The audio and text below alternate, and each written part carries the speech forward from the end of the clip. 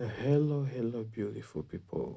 Once again, mumeze mute so reka nizere ko mwe mwese muri kudukurikirana, muri kutwumva, mumeze neza nk'uko natwe tumeze neza. So today we are going to learn about trees. Muri no minsi hari ibintu abantu badaha agaciro kandi biri mu bidufatiye runini we as people, twe nk'abantu. One of them rero ni ibiti. Ni ukuvuga ngo ese igiti kidufitiye akahe kamaro? Ni ikihe kintu twakora kugira ngo tubungabunge amashyamba? Ni ukuvuga ngo first of all, trees serve as habitat kuri animals zigiye zitandukanye, kandi biduha imbaho, biduha buri kimwe cyose dukenera buri munsi. Uyu munsi rero tugiye kureba uburyo how can we produce trees. Ni gute wafata umurama cyangwa seeds ukazikoramo seedling, then nyuma ya seedling ukazikoramo zikahinduka igiti kinini cy'inganzamarumbo as we say.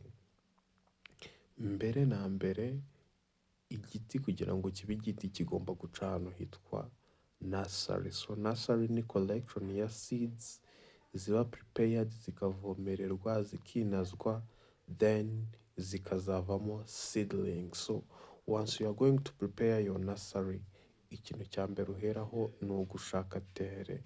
Ni ukuvuga ngo ushaka ubutaka uzakoresha in your nursery.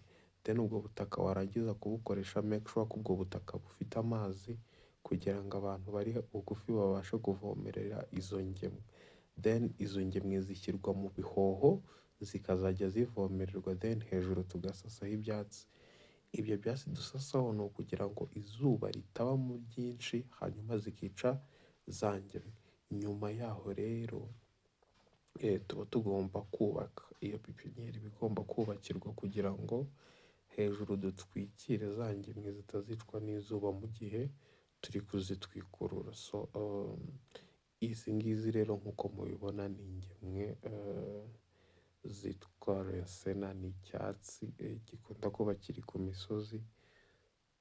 So izi bazita sena siameyas. Urabona ziba ziri mu bihoho kubera zabonye amazi ahagije, zikabasha kubona uburyo zikura zimeze neza. So ingemwe rero ziba zigomba kuhirwa mu gitondo na nimugoroba.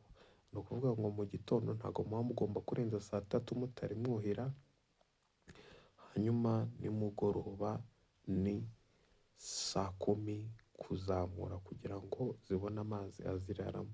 Izi rero ni ingemwe za Alnus acuminata kubera ko zabashije kubona amazi ahagije. Murebe uburyo ziba zingana. So iyi ni pipiniyeri yacu rero irimo ingemwe 170. Twayikoreye mu karere ka Nyamagabe. N'ibiti bigomba gutangwa hejuru rero dusasaho icyo twita shade net kugira ngo imvura nigwa itazagwa direct igera ku ngemwe, kandi ikindi n'izuba ibashe kurigabanya. Ni ukuvuga ngo rero ibihoho biba arranged ku murongo umwe kandi bikabarwa neza kugira ngo muze kumenya ngo ese dufite imibare ingana iki muri nursery yacu.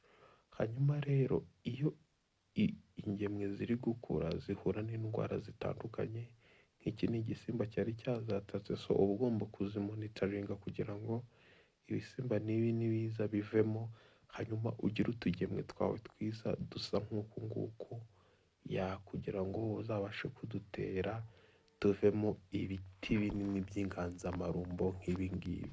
Igiti kugira ngo gikure kiba gikeneye umutekano ko utagitema, kikaba kiri ahantu hari ubutaka bwiza kandi kikabona izuba rihagije. So guys, mureke tubungabunga ibiti kuko bidufatiye runini mu buzima bwacu.